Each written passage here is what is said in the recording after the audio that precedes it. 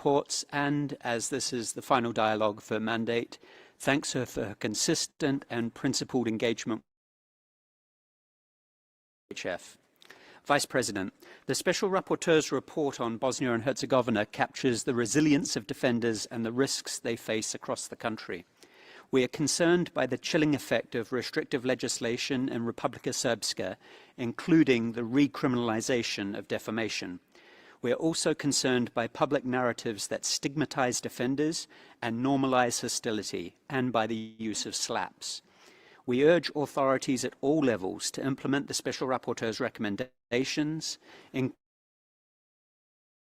repealing criminal defamation provisions, preventing slaps, strengthening protection for journalists and defenders, and ensuring prompt, impartial investigations into threats and violence. We also encourage the Council of Ministers to address its state-level strategy by making an enabling environment for civil society a central objective, and to establish a formal civil society advisory board to support meaningful implementation.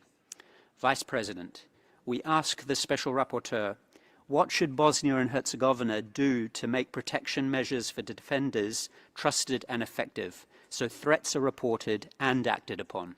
Thank you. Thank you. I now give the floor to the distinguished representative of International Service for Human Rights.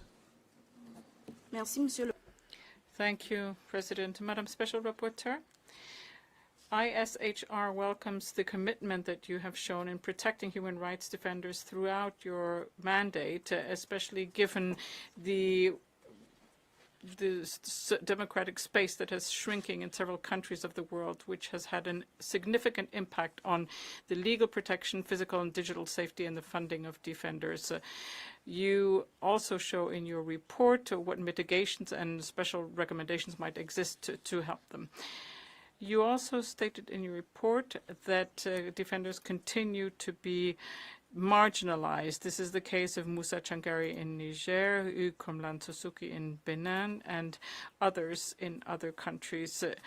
They are even restricted from participating in the work of the African Commission on Human Rights. Despite several of these acts were carried out by state actors and non-state actors to silence criticism against those working to protect their fundamental rights. We urge you to extend this mandate, therefore, unanimously during this session, and we hope that there will be a continuation of the cooperation with regional human rights mechanisms.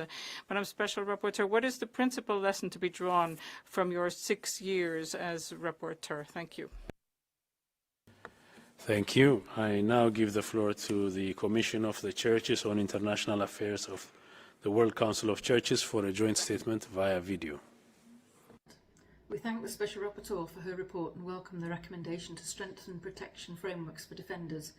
We remain deeply concerned about shrinking civic space in the Philippines. The country ranks highest in Asia for individuals killed or disappeared in the context of their work protecting land and environmental rights. Indigenous women defenders who expose human rights and environmental abuses linked to extractive projects on indigenous lands face greater risks, including threats, criminalisation, unlawful killings and enforced disappearances. The law is systematically weaponised against legitimate dissent. The 2012 Terrorism Financing Prevention and Suppression Act and the 2020 Anti-Terrorism Act are used to freeze access to financial resources. The practice of red tagging continues to be employed to intimidate defenders through arbitrary surveillance and criminal charges. Accountability remains elusive for families of victims of the war on drugs. More than 6,000 victims have been officially recorded with only 5 convictions. While we welcome criminal proceedings against former President Rodrigo Duterte at the International Criminal Court, this accountability is not replicated domestically. We urge the government of the Philippines to immediately abolish the National Task Force to End Local Communist Armed Conflict, adopt the Human Rights Defenders Protection Act without delay, ensure independent and swift investigation into cases of unlawful killings. Thank you. Thank you. I now give the floor to the Gulf Center for Human Rights Limited. Thank you, Mr. Vice President. On behalf of Al-Qust for Human Rights and Gulf Center for Human Rights, we'd like to thank the Special Rapporteur for the final report of her mandate and take the opportunity to thank her for her tireless efforts during the last 6 years. Dear Mary, Your efforts have been truly appreciated by so many within the human rights community. Despite severe restrictions on and repression of human rights defenders in the MENA region, your report outlines the powerful motivations and spirit that keep human rights defenders going. Across the world, you note that human rights defenders often start their activism based on personal experiences. This shows a universality to the reaction against injustice and human rights violations. Across MENA, in particular the Gulf and neighboring states, any criticism of the authorities is immediately silenced through threats and prosecution. Even if released, they can face travel bans and being forced into silence. Thus, most of the free voices are the members of the diasporas in countries where it is safer to speak out. In many cases, they operate on tiny budgets where only deep commitment keeps the core of their activities going. Even there, they suffer transnational repression in many forms, including Interpol arrest warrants, extradition when traveling, digital surveillance, online reputational attacks, as well as pressure and travel bans on family. This report outlines the impact of funding cuts by states who support human rights and have provided much of the funding. The consequences outlined are only the beginning, and along with cuts to the UN itself, will lead to less human rights capacity worldwide. Madam Special Rapporteur, among your comprehensive recommendations to states, which ones are the ones you would highlight as needed to enhance the protection of human rights defenders? Thank you. Thank you. I now give the floor to the Institute for Reporters' Freedom and Safety. Intervention by video. For reporters' freedom and safety raises urgent concern regarding acts of transnational repression against Azerbaijani human rights defenders and journalists in exile. In particular, Emin Hüseynov, who currently resides in Geneva. The situation significantly escalated after Mr. Hüseynov addressed President İlham Əliyevə and Vice President Mehriban Əliyevə at the Munich Security Conference regarding ongoing repression against government critics in Azerbaijan. Just days later, on 18 February 2026, in the middle of Geneva, Mr. Hüseynov was followed by two reportedly armed individuals, allegedly of Azerbaijani origin. He believes that only his decision to live stream the situation prevented a potentially deadly attack. On 20 February, near the UN office in Geneva, two unidentified individuals were surveilling his vehicle and planned what appeared to be a coordinated abduction attempt. Since then, Emir reports ongoing surveillance by suspicious individuals and vehicles with foreign license plates, and expresses concern about possible monitoring of his electronic devices and vehicle. Myself, I constantly receive death threats and coordinated intimidation campaign on social media in response to my public activities. We call on the UN Special Rapporteur and the Human Rights Council to ensure that these attacks are investigated and to take concrete steps to prevent further acts of intimidation and transnational repression against human rights defenders engaging with the United Nations. Thank you. Thank you. I now give the floor to Frontline AIDS Limited. La défense des droits humains en Afrique est gravement fragile. The cause of human rights in Africa is seriously undermined when defenders are silenced by threats, intimidation, political pressure, and restrictive laws governing NGOs and the freedom of expression, as well as insecurity linked to armed conflict, and so on. Actors defending sensitive causes, including the rights of women and LGBTI people, remain particularly vulnerable, often without a legal framework for protection, as in Cameroon, and are exposed to political arbitrariness and social pressures. Particular attention must be paid to their safety. In Senegal, a bill to strengthen the crackdown on homosexuality by increasing penalties and criminalizing the apology or promotion of same-sex relations creates a climate of fear and could restrict the work of NGOs, journalists, and human rights defenders. We urge African states to adopt and implement specific legislation protecting human rights defenders, to strengthen constitutional guarantees of fundamental freedoms, and to demonstrate a real and sustainable political will to ensure a safe and pluralistic civic space. Thank you. This was the last speaker we could accommodate for this dialogue. I now give the floor to Mrs. Lawler for her concluding remarks. You have 6 minutes and 30 seconds. I better gallop through, so. Sorry. So thank you all very much. It's very interesting to listen to you. Sometimes I think I'm in Wonderland. And what I heard today was a mixture of truth and lies. Some concrete efforts I want to applaud that are making headway to protect human rights defenders, but a lot of smoke screening, a lot of reputational damage limitation, that kind of thing. You all know what you have to do. It's not rocket science. You have to have laws, policies, procedures in place to protect human rights defenders. You have to find some spine when it comes to political will. You have to develop independent protection by yourselves, regardless of your enemies or friends. It basically comes down to don't dump on your enemies just. You have to dump on your friends as well. So, the subordination of values is really incredible. So, tell me 3 minutes beforehand. So I have millions of notes because I have a superb team. There's Orsi and Angelica and Ed and thing down there. And they write in all your questions and they suggest answers. Now, I can give you a transcript afterwards if you like, because there's no way I'm going to get through this. But I am shocked by reprisals, Palestine, Ireland, UN Women, Indonesia and Chile. And, you know, if you invite people to address the Council or the General Assembly, you have to work with the defenders to put in place security measures to allow their participation, both before, during and afterwards. And it is really dreadful that the sanctions that were mentioned against Palestinian NGOs, the ICC is a core accountability mechanism. Efforts to undermine it and intimidate it are abhorrent, and special rapporteurs should never be sanctioned either for carrying out their mandates. My good friends, China, you pop up every year and you say the same thing every year.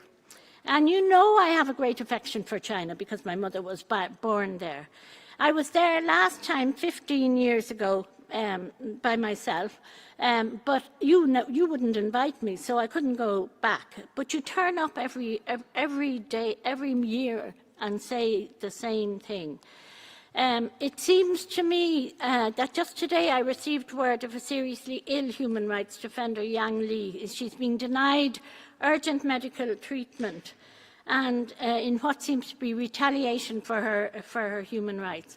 I also want to, not just China, but there are 96 cases of human rights defenders whose imprisonment, long-term sentences over 10 years that I've been following since I started the mandate, and those people shouldn't be in prison.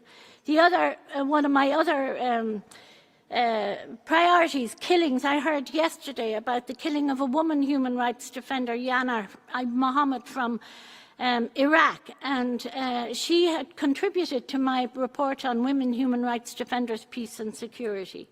And it's 10 years since Bertha was assassinated. Mexico, I know that you're doing the protection mechanism, but, you know, we've had Marcelo Perez and Simon Pedro Lopez assassinated in Chiapas, and the authors have never been identified, and they have to. I'm also calling for the release of Versailles Velasco Garcia, because he has been given a 58-year sentence I'm just back from Chiapas, you know, where there's organised crime, local corrupt officials and big business. I can't say any more because I have a message for human rights defenders. But as I said, I can talk to you privately if you wish afterwards, because I can't go without a word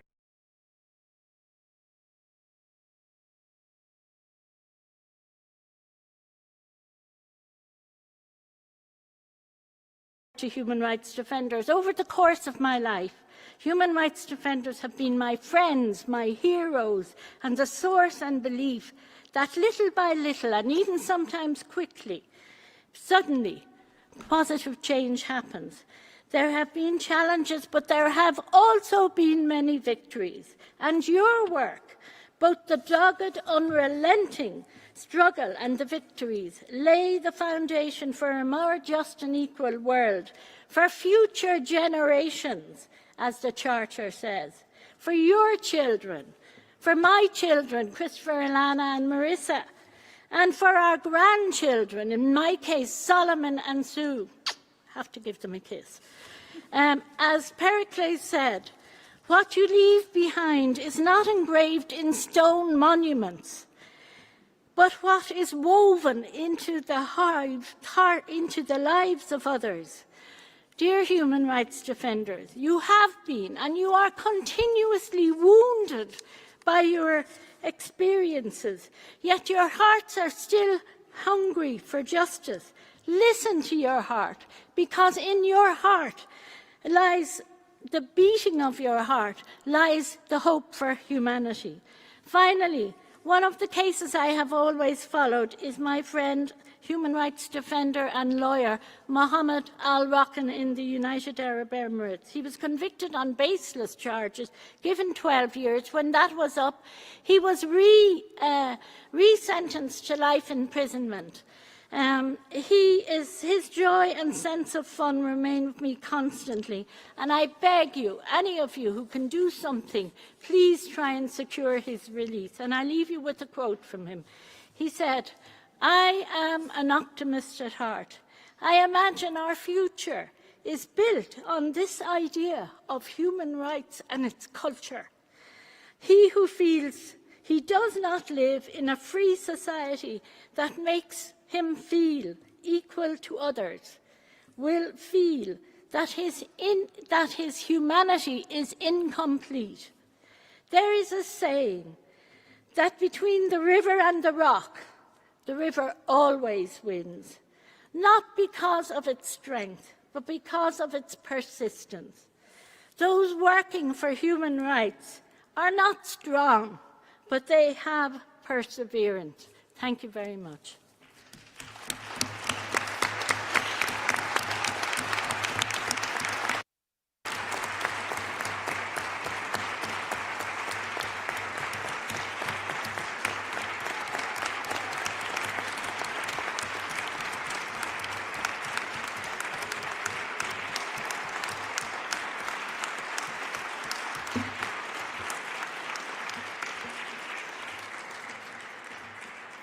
Thank you, Ms. Lawler.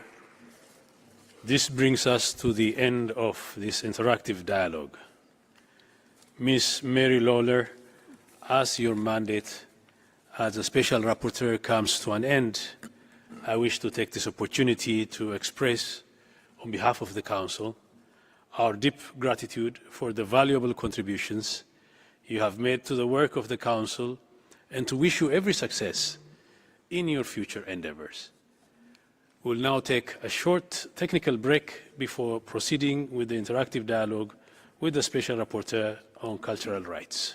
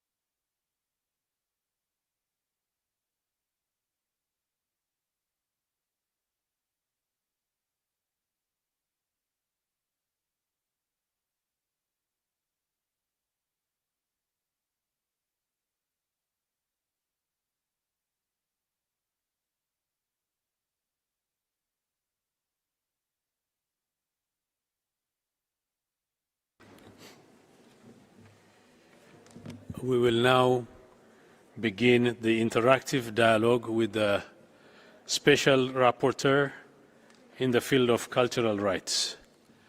Let me welcome the mandate holder, Mrs. Alexandra Zantaki.